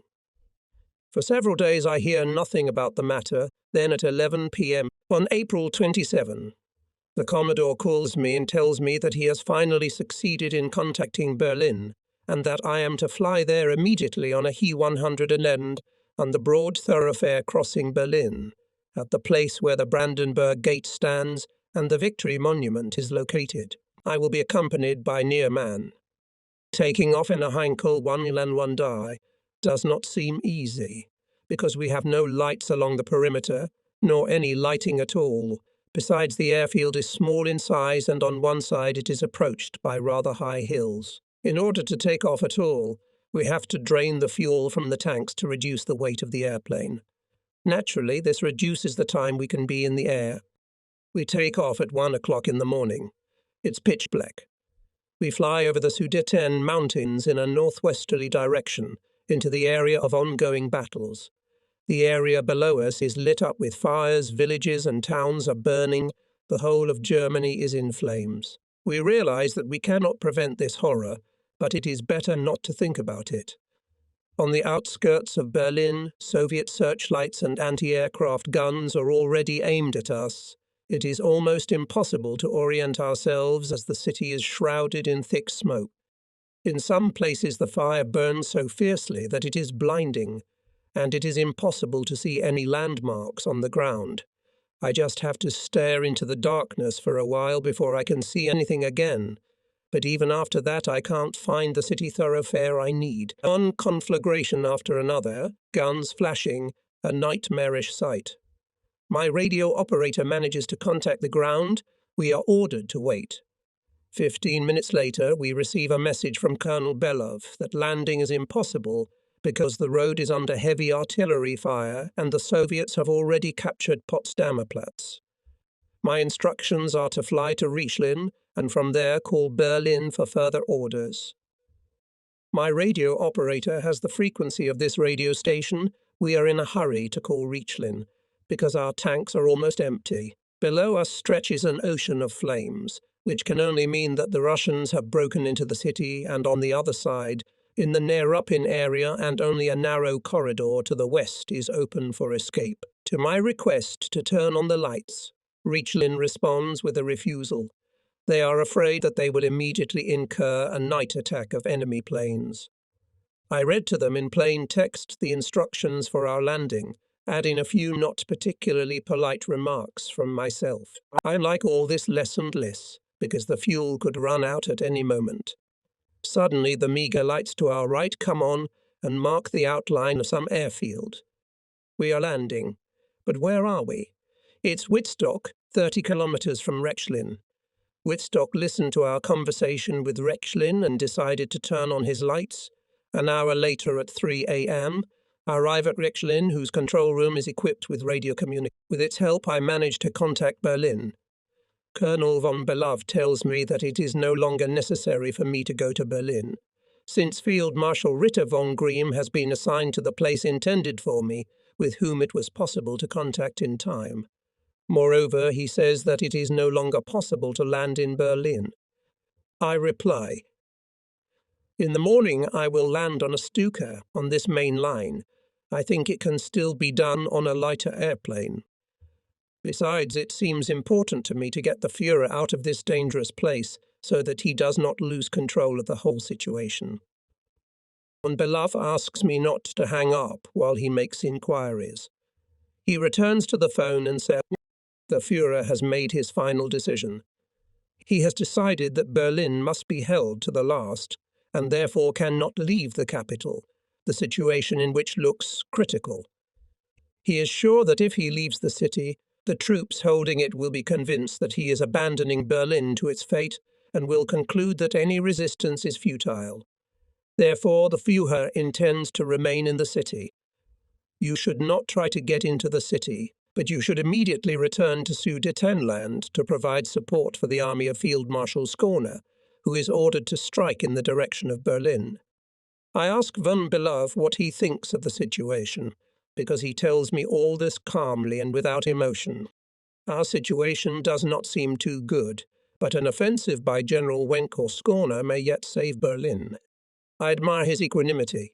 I know what to do and return to my unit to continue combat operations. The shocking news that the head of state and supreme commander of all the Reich's armed forces is dead has an overwhelming effect on the troops. But the Red Hordes are ravaging our country, and so we must continue to fight. We will only lay down our arms when ordered to do so by our leaders. It is our duty under our oaths. It is our duty in view of the terrible doom that threatens us if we surrender unconditionally, as the enemy insists. It is our duty to the destiny that has placed us geographically in the heart of Europe and that we have followed for centuries. To be the bastion of Europe against the East, whether Europe understands or not the role which fate has assigned to us, whether it treats us with fatal indifference or with hostility, none of this changes our duty to it one iota. We are convinced that we will be able to hold our heads high when the history of our continent, and especially of the troubled times that lie ahead, is written. The eastern and western fronts are coming closer and closer together, We are finding it more and more difficult to carry out operations. One can only admire the discipline of my men. It has remained exactly the same as on the first day of the war. I'm proud of them. The harshest punishment for my officers, as it has always been, is when they are not allowed to fly with the others on a combat mission. I am having trouble with my stump. The mechanics have constructed for me an ingenious device similar to the devil's hoof that I fly with. It's attached under my knee, and every time I push on it, say when I need to push the right pedal, the lower part of the residual limb, which has just started to heal, is rubbed so that an ulcer forms on the skin. The wound reopens and starts bleeding heavily. Especially in aerial combat, when I have to turn sharply to the right, the stump constricts my movements, and sometimes after the flight my mechanic has to wipe up the blood that is splattered all over the cockpit. I am once again lucky in the first days of May. I am going to meet Field Marshal Scorner, but I want to look on the way to the Luftwaffe headquarters at Hermannstadtl Castle, about 75 kilometers away. I fly there on the Storch and see that the castle is surrounded by tall trees. In the centre is a park in which I can, I think, land. With me in the airplane is the faithful Fridolin. The landing goes safely, after a short stop to grab some maps. We take off again towards the tall trees, gaining altitude. Storch is slowly gaining speed. In order to facilitate the takeoff, I release the flaps just before the edge of the forest. But the airplane can't get above the tallest trees. I pull the handle toward me, but we don't have enough speed. Pulling back is useless. The nose of the airplane feels like it's getting heavy. I hear some kind of terrible cracking noise. I've now completely shattered my stump, if only it's not worse. Then suddenly everything goes quiet. Am I on the ground? No, I'm sitting in the cockpit with Fridolin next to me. We're stuck in a fork of branches at the very top of a huge tree, and we're swaying merrily back and forth. The whole tree is wobbly. The impact must have been too strong. I'm afraid the Storch will play another trick on us and flip upside down. Fridolin moves closer and asks anxiously what's going on. I tell him, don't move, or we and what's left of the Storch will crash down. The tail and pieces of wings have fallen off and are lying on the ground. I'm still holding the handle. The stump is intact. I didn't hit it against anything. Lucky me. We can't get down from the tree. It's very tall and has smooth bark. We wait, and after a while the general appears on the scene. He heard the cracking and now sees us sitting in the tree. He is very pleased that we got off so lightly. Since there is no other way to get us down, he sends for the local fire department. They help us down a long extension ladder. The Russians have bypassed Dresden and are trying to cross the Erzegi Burj from the north to reach the Protectorate borders and flank Schorner's army. The main Soviet forces are in the Freiburg area and southeast of it. During our last sortie, we see south of Diepoldiswald a long column of refugees being overtaken by Soviet tanks. They roll right through the human stream like asphalt rollers, crushing everything in their path. We immediately attack the tanks and destroy them, and the column continues south. Apparently, the refugees are hoping to take refuge behind the Sudetin Mountains, where they think they will be safe. In the same area, we attack another column of Soviet tanks being protected by tornado-like anti-aircraft fire. I have just shot in his tank, and am climbing to 200 meters when, looking around, I notice a hail of debris behind me. They are falling from somewhere above. I ask Neerman which one of ours was just shot down. That seems to me the only explanation, and Neerman thinks the same. He hurriedly counts the planes, but so no one has been shot down. I look back at the tank and see only a black spot. Could this tank have exploded with such force that its fragments were at such a high altitude? After the sortie, the crews who flew behind me confirmed that it was this tank that exploded, and I saw its debris falling down. It probably had explosives in it, and its job was to clear the way for other tanks. On May 7, in order to discuss the plan just developed by the High Command, a meeting of Luftwaffe officers is held at the headquarters of Scorner's group. It is proposed that the entire Eastern Front be gradually withdrawn, sector by sector, until it runs parallel to the Western Front. We feel that very sad decisions will soon be made. Will the West, even now, see its opportunity to move against the East, or will it never get a handle on the situation? On May 8, we fly out to search for enemy tanks in the vicinity of Oberleitensdorf. For the first time in the entire war, I cannot concentrate on the task. I am choked with an indescribable feeling of bitterness. I have not been able to destroy a single tank. They are still in the mountains, where we cannot get them. Absorbed in my thoughts, I turn to head home. We land and go to the control room. Fridolin isn't there. I'm told he's been called to group headquarters. Does that mean that, in one jerk, I shake off my depression? Neumann, call the squadron at Reichensburg and tell them about the new attack. Arrange a place and time to meet the escort. I study the situation map. What can be done here? Where has Fridolin disappeared to? I see a Storch landing off to the side. That's him. Should I rush out to meet him? No, better to wait here. It seems too hot for this time of year. The day before yesterday, 2 of my men were ambushed and shot by Sek6 in civilian clothes. Why is Fridolin gone so long? I hear the door open and someone enters. I force myself not to turn around. Someone is coughing muffled. Neumann is still on the phone. So it's not Fridolin. There's no way Neumann can get through. That's funny. I'm noticing that today my brain is taking in every detail very acutely. All these silly little details that don't matter in the slightest. I turn around in a circle. The door opens. Fridolin. His face is drained. We exchange glances, and suddenly my throat is dry. Well, it's all I can squeeze out of me. It's over. Unconditional surrender. Fridolin's voice sounds no louder than a whisper. The end, I feel as if I'm falling into an abyss, and then in my hazy mind they all pass before my eyes. The battle friends I've lost, the millions of soldiers killed at sea, in the air, on the battlefield. It is the millions of victims who died in their homes all over Germany, the hordes from the east that are now flooding our country. Fridolin suddenly explodes. Give up that damn phone, Neumann. We'll decide for ourselves when we stop fighting, Neumann says. Someone laughs rudely. The laughter is too loud, not real. I should do something, say something, ask a question. Neumann, inform the squadron at Reichenberg. They have a Storch landing in an hour with important orders. Fridolin notices my helpless embarrassment and starts talking in an excited voice about the details. The retreat to the west is definitely cut off. The British and Americans have insisted on unconditional surrender on May 8, which is today. We are ordered to hand everything over to the Russians unconditionally by 11 p.m. But since Czechoslovakia is to be occupied by the Soviets, it is decided that all German troops should withdraw as quickly as possible to the west, so as not to fall into the hands of the Russians. The flying personnel should fly home or elsewhere. Fridolin. I interrupt him, build a regiment. I can't sit and listen to all this any longer. But won't it be worse if you do what you're going to do? What can you tell your men? They've never seen you desperate, but now you're in the very depths of... Fridolin interrupts my thoughts. The regiment is built. I'm out. My prosthesis does not allow me to walk properly. The sun shines in all its spring splendor.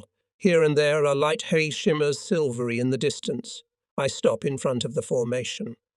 My comrades in arms. I can't go on. Here stands my second group, the first cantonment in Austria. Will I never see them again? And the third in Prague. Where are they now, when I want so much to see them around me? All of them, the survivors and the dead. There's a supernatural silence. All eyes on me. I have to say something. After we've lost so many friends, after shedding so much blood at home, and at the front an incomprehensible fate has robbed us of our victory. The courage of our soldiers, of all our people, was unparalleled. The war is lost. I thank you for the loyalty with which you, regiment, have served your country. I shake hands with all of them in turn. None of them say a word. The silent handshakes tell me they understand me. As I walk away for the last time, I hear Fridolin command. Fall in. Fall in. For the many, many of our comrades who sacrificed their young lives. Fall in. For our people, for their heroism, which has no equal in history. Equal. For the most beautiful legacy the dead have ever bequeathed to posterity. Now, for the countries of the West who they have endeavored to protect and who are now enclosed in the fatal embrace of Bolshevism.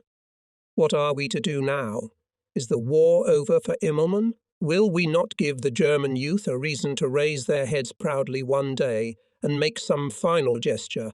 For example, do not dive with the whole regiment on an enemy headquarters or other important military target, and with such a death put a worthy end to the list of our combat sorties. The whole regiment will be with me as one man, I am sure of it.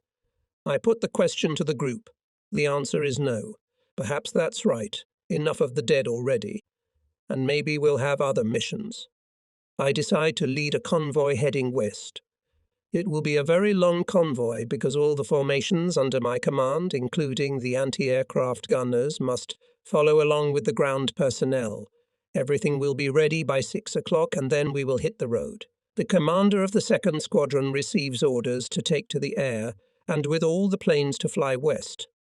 When the Commodore learns of my intention to lead the column, he orders me, because of my wound, to fly the airplane while Fridolin leads the march. The squadron at Riekenberg remains under my command. I can no longer contact it by telephone, so I have to fly there with Nearman to inform them of the new situation. The Storch is not gaining altitude well, and I need it, because Riekenberg is on the other side of the mountains. I approach the airfield with every precaution from the valley side. It looks kind of abandoned. I don't see anyone at first, so I pull up to the hangar with the intention of using the phone in the control room. I'm just climbing out of the Storch when there is a terrible explosion and the hangar blows up before my eyes.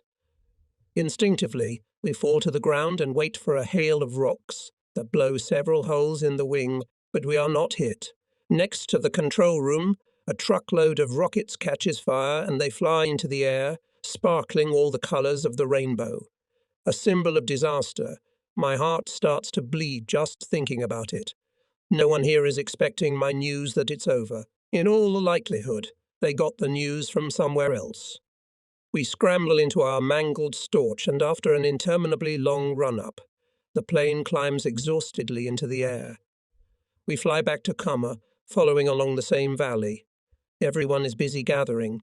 The order of departure is assigned the most favourable from the point of view of tactics. Anti-aircraft guns are spread out along the length of the column so that they can cover it in case of attack when the need arises if someone tries to stop our march. Our objective is American-occupied southern Germany. After the convoy has moved, everyone else, except those who want to wait for me to take off, will fly whoever they want. Many of them will have a chance to avoid capture if they can land somewhere near their homes. I won't be able to do that. I intend to land at an American-occupied airfield because my leg requires medical intervention, so the idea of hiding somewhere is out. Besides, there are plenty of people who might recognize me. I see no reason why I shouldn't land at a regular airfield. In the hope that Allied soldiers will treat even a defeated enemy in a chivalrous manner. The war is over, and so I'm unlikely to be arrested and detained for long. I think everyone will be allowed to go home after a short time. I am standing watching the loading of the convoy when I hear a rumbling sound high above us. It's 50 or 60 Russian bombers, Bostons. I barely have time to sound the alarm before the bombs start whistling down on us. I'm lying on the road, clutching my crutches and thinking that if these guys aim well, we, with such crowding, will have huge losses. Here is already heard the rumble of explosions. The bomb carpet lies right in the centre of the city, a kilometre from the road on which our column is lined up. Poor people of Nimes. The Russians come in again. Even at the second attempt, they can't get into the column. Now the cars are moving.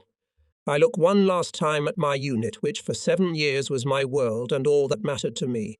How much blood spilled for a common cause has cemented our friendship.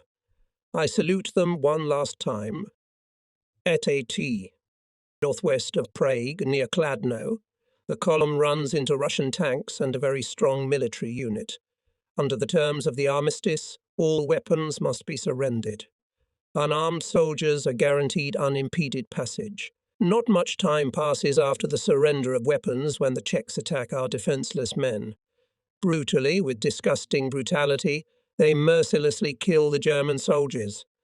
Only a few are able to make their way west, among them my young intelligence officer, Offe.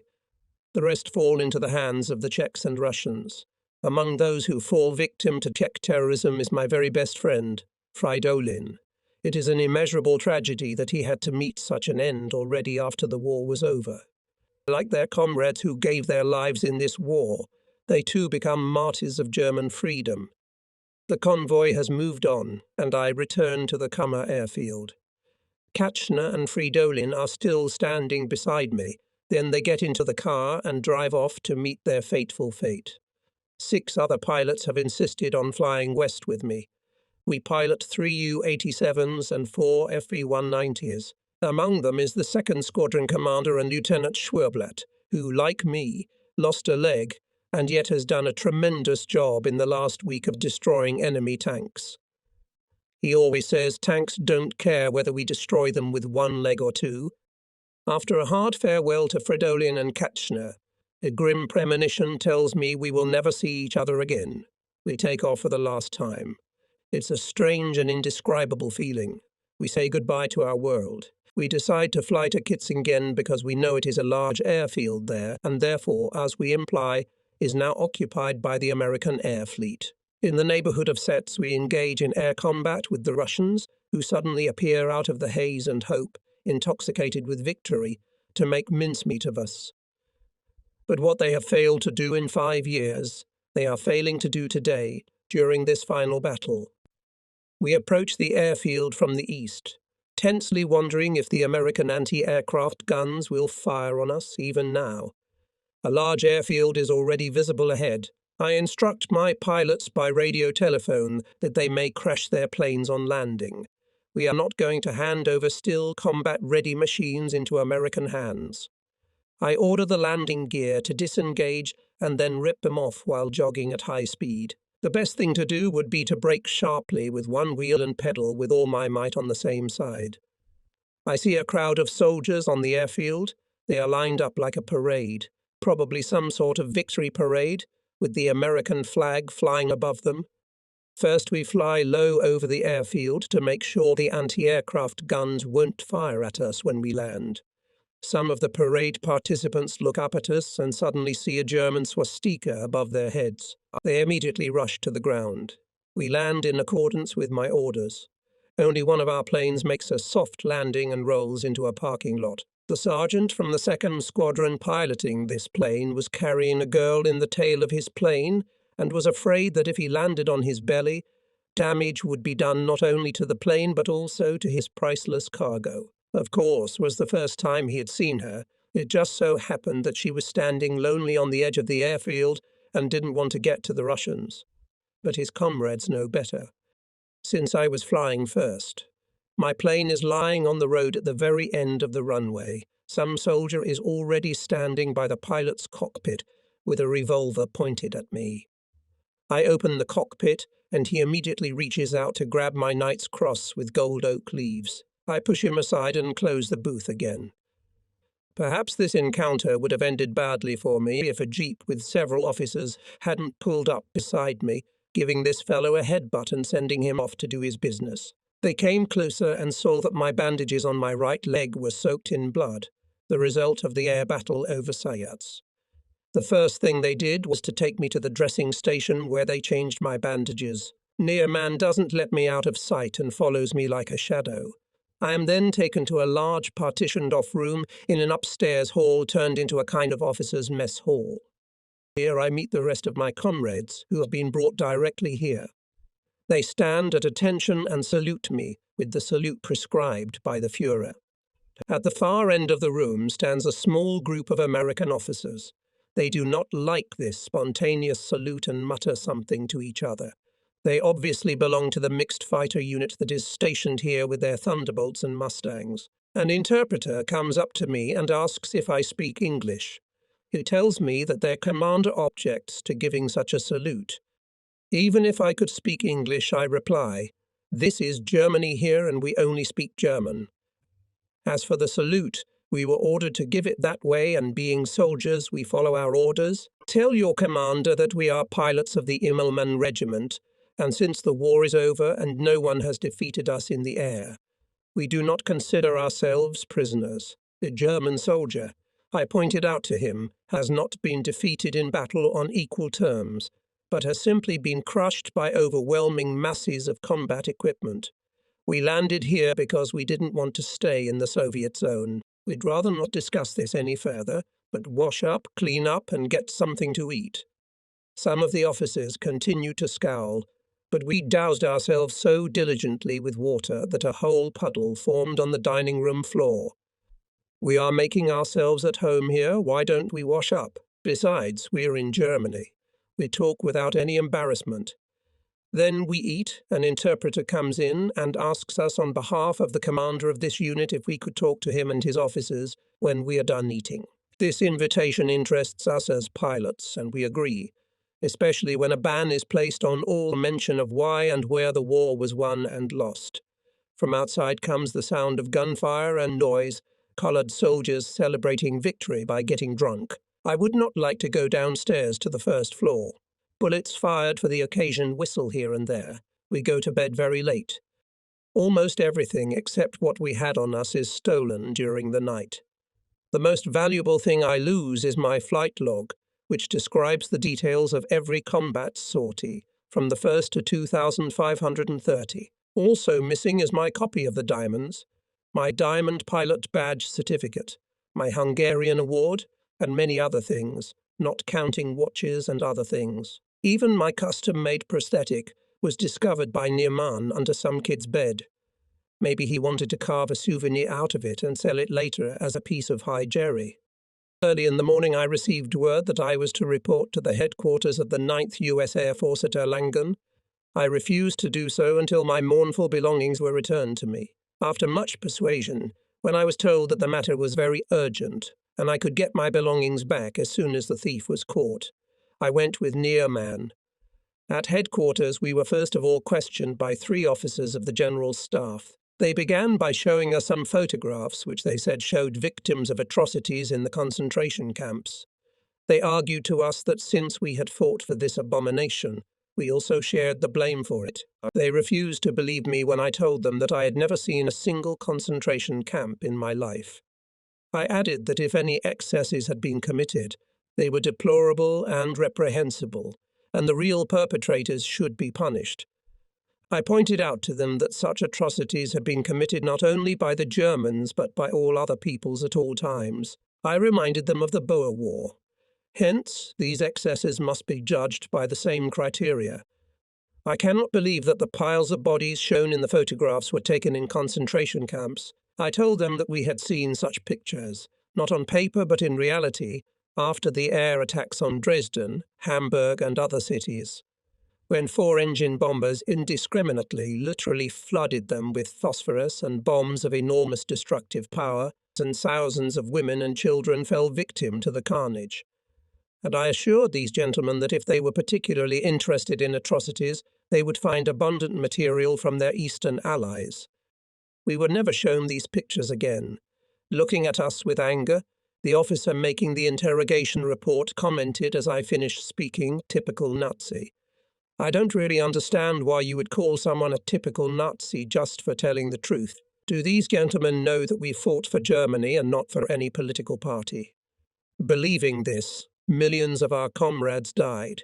I said to them, "The day will come and you will regret that by defeating us, you have thereby destroyed the bastion against Bolshevism." This statement of mine seemed like propaganda to them, and they refused to believe me. They said we just wanted to divide the Allies and pit them against each other. A few hours later we were taken to the commander of this air army, General Weiland. The general was a German of German descent, from Bremen. He made a good impression on me, and during our interview I told him about the disappearance of the already mentioned objects, so valuable to me in Kitzingen. I ask him if such incidents are frequent. He makes a fuss, but not over my frankness, but over this disgraceful theft. He orders his adjutant to instruct the commander of the unit, stationed at Kitzingen, to find my property, and threatens the culprits with a court-martial. He asks me to be his guest in Erlegen until everything is returned to me. After the conversation, Neiman and I were taken by jeep to the suburbs, where an abandoned villa was placed at our disposal. A sentry posted at the gate reminds us that we are not completely free. A car appears to take us to the officers' mess for lunch. The news of our arrival soon spreads among the inhabitants of Erlangen, and the sentry has to negotiate all the time with our many visitors. When he does not fear a sudden visit from his superiors, he tells us, "Ich nix see." This is how we spend 5 days in Erlangen. Our colleagues, who remained in Kitzingen, we never had occasion to see again. The Americans have no reason to detain them.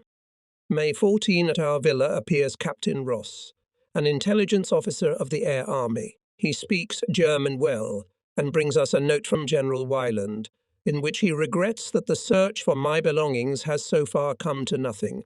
But orders have just come that we are to be taken immediately to England for interrogation. After a short stop in Wiesbaden, we are taken to a special interrogation camp near London.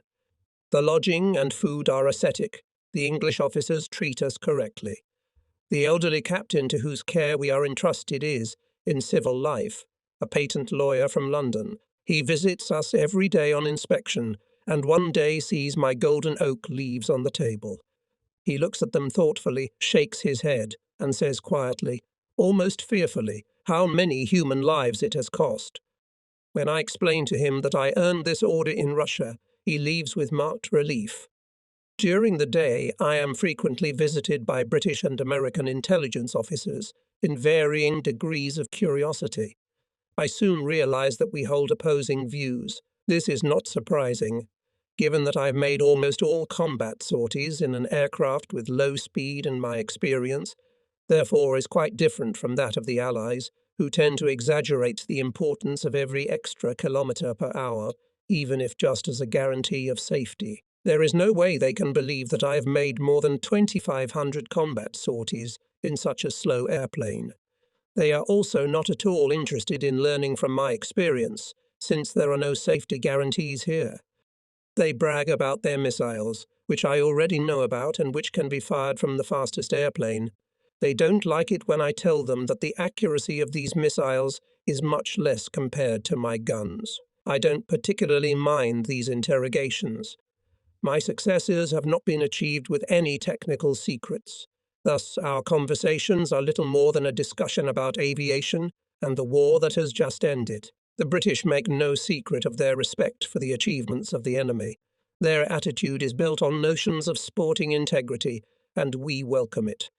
For 45 minutes every day we can walk behind barbed wire. The rest of the time we read and make plans for what we will do after the war. After about 2 weeks we are sent north and interned in a regular American prisoner of war camp. There are many thousands of prisoners in this camp. Food is given only the bare minimum, and some of our comrades, who have been here for some time, are weakened from exhaustion. My stump is giving me trouble, and I need a new operation. The camp medical chief refuses to perform the operation on the grounds that I have been flying with one leg, and he is not at all interested in what is happening to my stump. It is swollen, inflamed. I suffer from acute pain. The camp authorities could not think of better propaganda among the thousands of German soldiers in favor of their former officers. Many of our guards know German well. They emigrated to the States after 1933 and speak German as well as we do. The black soldiers have a good disposition and are alert, except when they are drunk. 3 weeks later I, along with Neiman and most of the badly wounded, are transferred to Southampton. We crowd aboard the freighter Kaiser. When 24 hours pass and no food is brought to us, we suspect this will continue all the way to Cherbourg, because the American crew is going to sell our rations on the French black market. A group of veterans of the Russian front, learning of this, break into the pantry and take the distribution of food into their own hands. The sailors on this ship, who learn of this raid much later, have their faces pulled. The trip from Cherbourg to our new camp near Carentan is not a pleasant one, as the French civilians greet even seriously wounded soldiers with a hail of stones. We are not helped by memories of what a truly comfortable life the French civilians often led while in Germany. Many of them were sensible enough to welcome their lives of comfort at a time when we were holding back the Soviets in the East, and those who throw stones at us today will wake up someday. Conditions in the new camp are almost the same as in England, and here I am at first denied an operation. There's no telling when I'll be released from here, held back at least because of my rank. One day I am taken to Cherbourg airfield, and at first it seems to me that I am being handed over to the Ivans. It will be something for the Soviets to get Field Marshals Schorner and me as a prize for a war won on the ground and in the air. The compass shows 300 degrees, so they're taking us to England again. Why? We land about 30 kilometres from the sea at Tangmere Airfield, home of the Royal Air Force Command School. Here I learn that my transfer has been secured by Major Bader is the most popular pilot in the RAF. He was shot down during the war and flew on prosthetics. He learned that I had been interned at Carrington Camp. He himself had been a POW in Germany and had made several attempts to escape. He can tell stories that are different from the fabrications of the vicious agitators who by all means try to brand us Germans as barbarians. This time spent in England has been a real rest cure after the POW camps. Here I rediscover that there is a respect for the achievements of the enemy, a chivalry that is naturally inherent in every officer in the service of any country in the world. Bader sends me to London to the man who made his prosthetics in the hope that he will make me the same. I decline this generous offer because I can't pay for the order.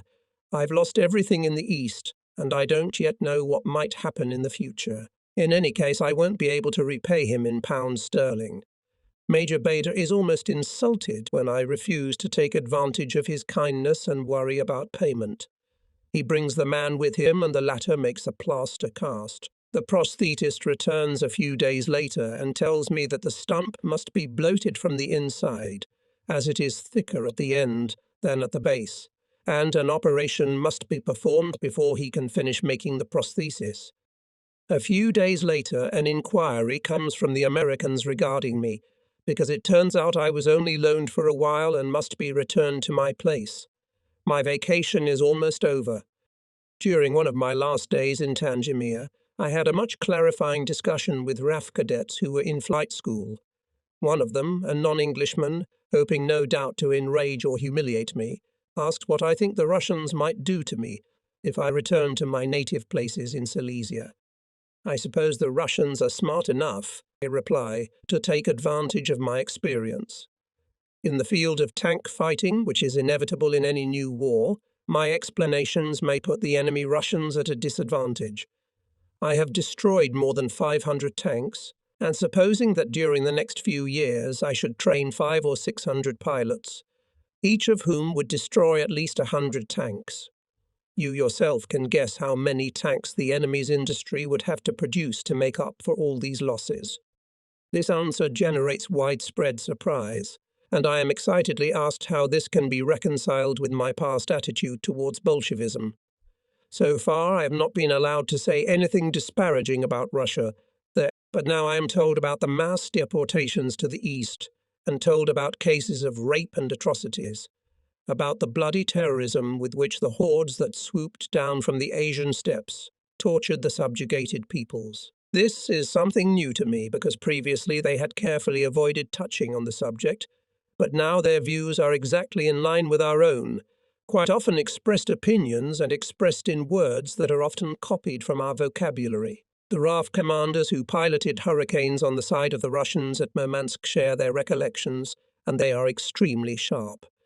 Of all of ours shot down, almost no one was left alive. And you want to work for the Russians, they exclaim. I was very interested to hear your opinion of your allies, I reply. Of course, I have not said a word about what I think of it myself. I have only answered the question you asked. No further mention is made of Russia in my presence. I am taken back to the French camp, where I continue for some time longer. The efforts of the German doctors are finally crowned with success, and I am transferred to a hospital. A few days before, Nyman is released in the British zone. He begs several times to be left with me, but it cannot be delayed any longer. A week after I leave the French camp, I find myself on an ambulance train to the hospital in Starnberger See. At Augsburg, our train is turned around and sent to Firth. Here, after a stay in a military hospital in April 1946, I managed to secure my release.